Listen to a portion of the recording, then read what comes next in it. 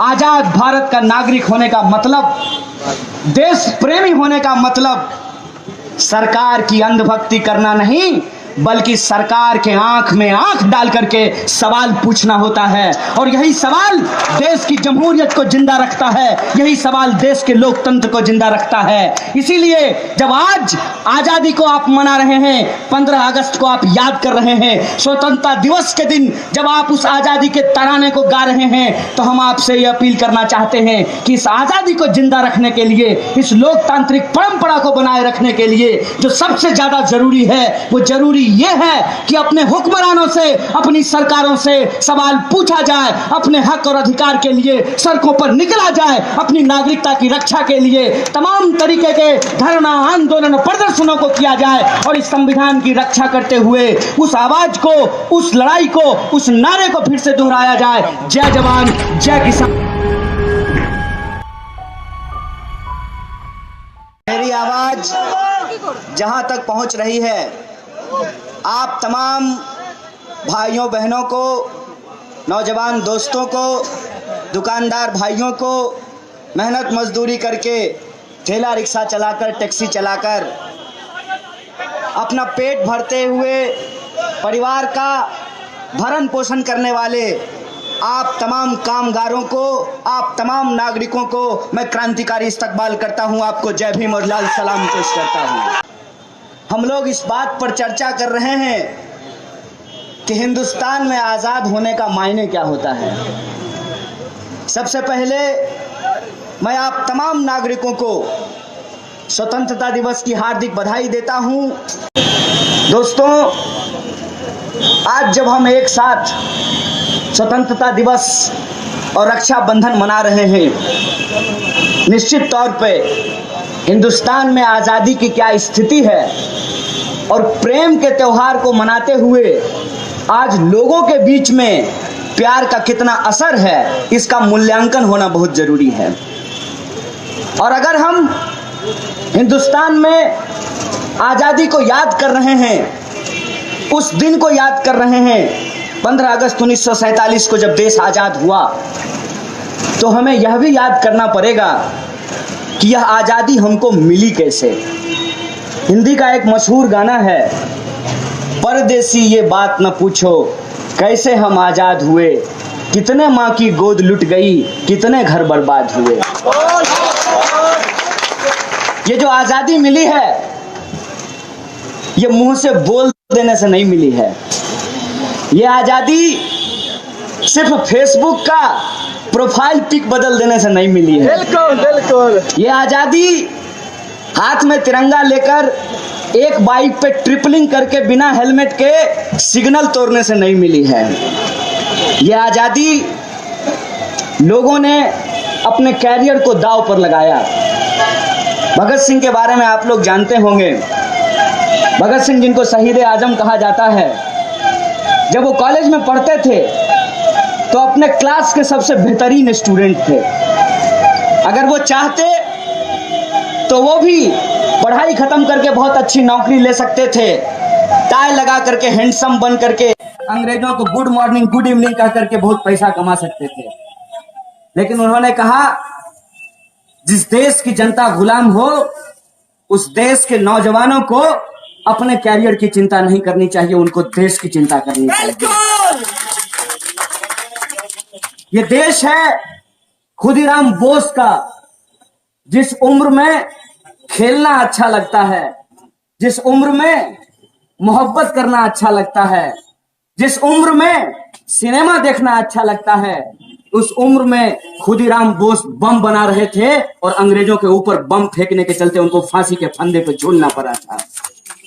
यह देश है जिस देश की कुर्बानी में हर जाति और धर्म के लोगों ने अपना जीवन न्यौछावर कर दिया था।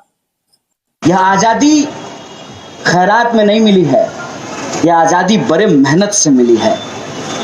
और आज जब हम उस आजादी को याद कर रहे हैं, तो सबसे पहले हमको यह समझने की जरूरत है कि हम गुलाम कैसे हुए थे, अंग्रेजों का शासन कैसे स्थापित हुआ था। और जब आप उस दौर को याद करेंगे, तब आपको अपने आप पता चल जाएगा कि आज ये सरकार हमारे साथ इस तरह की साजिश क्यों रच रही है। अंग्रेज आए थे सूट पहन करके मुगलों के दरबार में, भारत को गुलाम बनाने के नाम पर नहीं, दुकान खोलने के नाम पर आए थे, व्यापार करने के नाम पर आए थे। 2014 में जब मोदी जी भाषण दे रहे थे तो ये नहीं कह रहे थे कि वो एनआरसी लाएंगे और 370 हटाएंगे। वो कह रहे थे कि हम डेवलपमेंट लेकर के आएंगे, रोजगार लेकर के आएंगे, 15 लाख आपके खाते में पहुंचाएंगे, काला धन खत्म करेंगे। इस नाम पर वोट लेकर के गए थे। अंग्रेज जब आए थे तो कहा था हम रेलगाड़ी चलाएंगे, हम डाक खानों का विस्तार करेंगे, हम सड़कें बनाएंगे, हम कपड़ों का मिल लगाएंगे। ये नहीं कहा था कि हम हिंदुस्तानियों को गुलाम बनाएंगे, हिंदुस्तानियों की धन संपदा लूटकर एक रेस्तरां बनाएंगे जिसके बाहर ये लिखेंगे कि इसमें कुत्ते और भारतीय घुस नहीं सकते हैं। आज हमारे साथ ये नहीं हो रहा है कि जो हिंदुस्तान में पैदा हुए, जिनके बाप दादा हिंदुस्तान के थे, आज उन लोगों को कहा जा रहा है कि एनआरसी के नाम पे तुमको हिंदुस्तान से बाहर करेंगे। इस बात को आप सोच करके देखिए। और अंग्रेज जब यहां व्यापार करने के लिए आए तो उनको कुछ ही दिनों में पता चल गया कि इस देश में डाइवर्सिटी बहुत ज्यादा है, विविधता बहुत ज्यादा है। एक ही राज्य में जो एक भाषा बोली जाती है, उसके उत्तर में जब आप जाएंगे तो भाषा किसी और तरीके से बोली जाएगी, और दक्षिण में जब जाएंगे तो भाषा किसी और तरीके से बोली जाएगी। मतलब पूरे बंगाल में एक ही बांग्ला नहीं बोला जाता है। बंगाल का कौन सा हिस्सा किस राज्य के नजदीक है और वहां कौन सी भाषा बोली जाती है, उसका प्रभाव उसके ऊपर दिखाई देता है। ये आपके विधायक जी इतना बढ़िया हिंदी क्यों बोल रहे हैं? क्योंकि बिहार से सटा हुआ इनका घर है। ये हिंदुस्तान की खासियत है। एक ही धर्म में आपको अलग अलग तरह के लोग मिलेंगे। अगर आप मुसलमान की ही बात कर लेंगे, खान, पठान, अंसारी, शिया, सुन्नी, अहमदिया, तरह तरह के लोग मिलेंगे। देवबंदी, बरेलवी, तरह तरह के लोग आपको मिलेंगे। अगर आप हिंदुओं की बात कर लेंगे तो आपको शाकाहारी हिंदू भी मिलेंगे और मांसाहारी हिंदू भी मिलेंगे। आपको राम को मानने वाले हिंदू भी मिलेंगे, आपको शिव को मानने वाले हिंदू भी मिलेंगे। आपको वो हिंदू भी मिलेंगे जो जलाते नहीं दफनाते हैं। और ये मैं मजेदार बात आपको बोल रहा हूं। अब जब आप कर्नाटक जाएं तो कर्नाटक में एक समुदाय है जिसका नाम है लिंगायत। हम लोग कहते हैं कि वो हिंदू हैं, वो कहते हैं कि हम पूरी तरह से हिंदू नहीं हैं। और जब आप देखेंगे कि उनके घर में कोई मरता है तो उस लाश को वो जलाते नहीं हैं, उनका अपना कब्रगाह है। और मैं ये बात बोल रहा हूं, ध्यान से इस बात को सुनिएगा। वो जब उनके घर में कोई मरते हैं लिंगायत समुदाय के लोग, तो उसको कब्रगाह में ले जाते हैं, उसको दफन करते हैं। और जो दफन करने के बाद या तो गरीब लोग हैं तो मिट्टी से एक टीला बना देते हैं, अगर अमीर लोग हैं तो मार्बल मंगा करके उसके ऊपर लगा देते हैं। उस टीले के ऊपर भगवान शिव की शिवलिंग रख दी जाती है। यह परंपरा भी हिंदुस्तान की परंपरा है।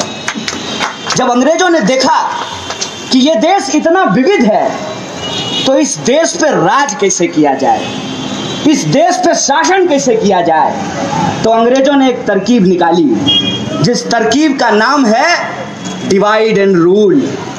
फूट डालो राज करो। और यह जो फूट डालो राज करो की परंपरा है, अंग्रेजों से अगर ईमानदारी से कोई सीखा है तो वो भाजपा है, वो ये संघ परिवार के लोग हैं।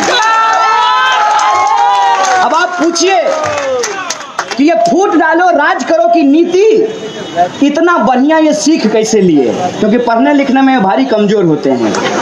मोदी जी अपना सर्टिफिकेट आज तक नहीं दिखाए हैं।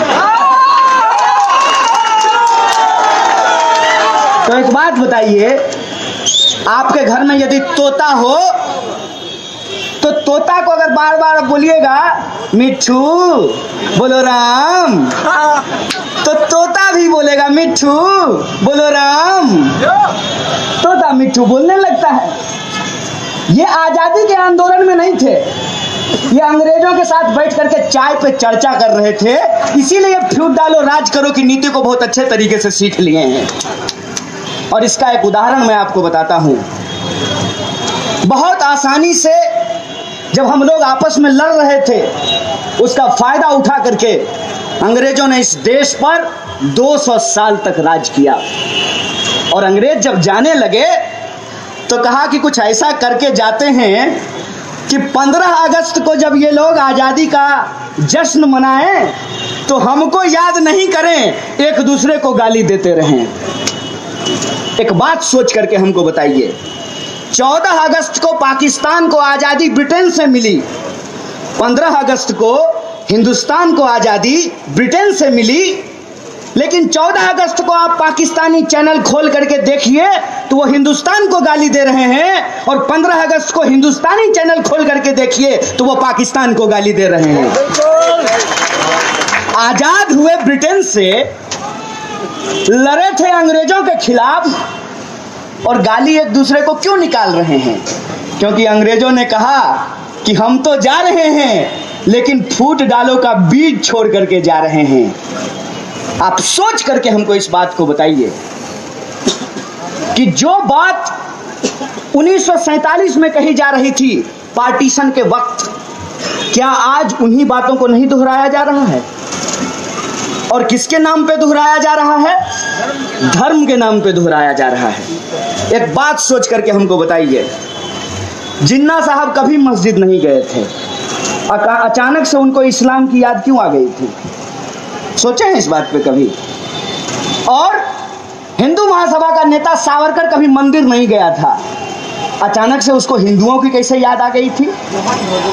अपने दिल पे हाथ रख करके एक बात हमको बताइए, अगर कोई सच्चा धार्मिक व्यक्ति है, चाहे वो मंदिर जाता हो या मस्जिद जाता हो, चाहे वो गुरुद्वारा जाता हो या चर्च जाता हो, एक सच्चा धार्मिक व्यक्ति कभी भी इस बात से खुश नहीं हो सकता कि उसके धर्म के नाम पर, उसके भगवान के नाम पर लोगों का खून बहाया जाए।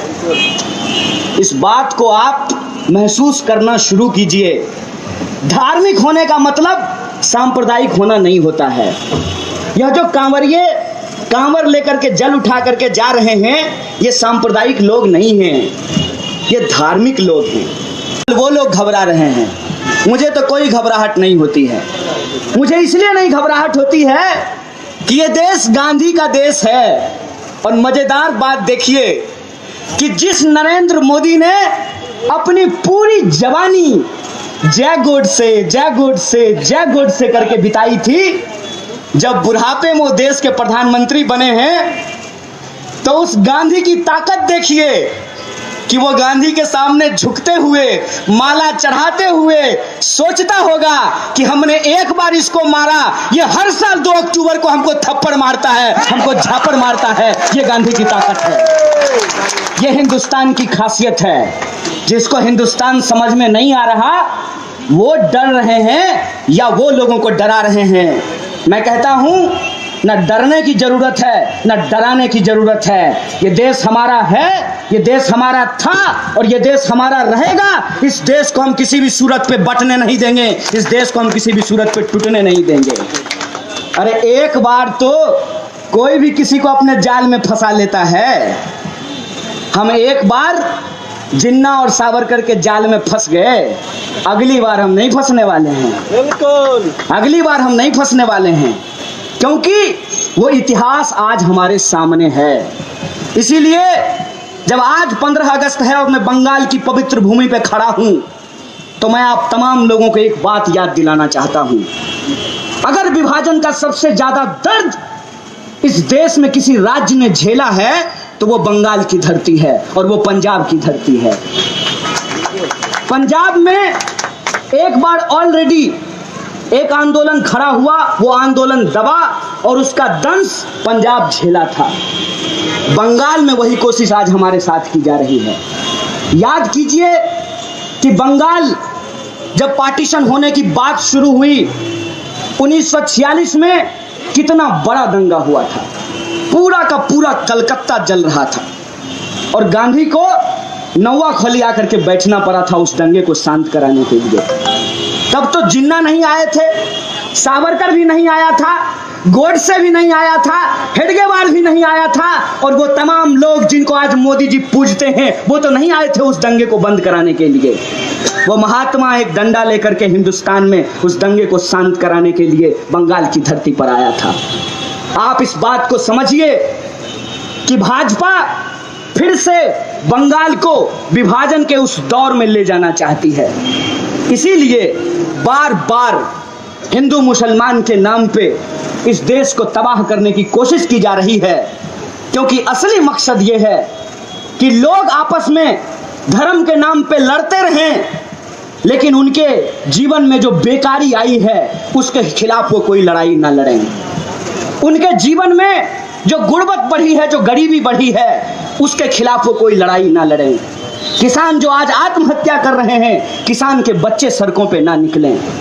बड़ी मुश्किल से पढ़ने के बाद, इंजीनियरिंग करने के बाद, MBA करने के बाद, डिग्री लेकर के आप दर दर भटक रहे हैं, लेकिन नौकरियां नहीं मिल रही हैं। 100 में से 45 लोग आज बेकार हैं। इसीलिए हर वो नीति जो सरकार कहती है कि हम विकास के लिए लेकर के आए हैं, दरअसल उसका नियत इस देश में सांप्रदायिकता की जहर को फैलाना है, इस देश में धार्मिक झगड़े को बढ़ाना है, इस देश में धार्मिक उन्माद को बढ़ाना है।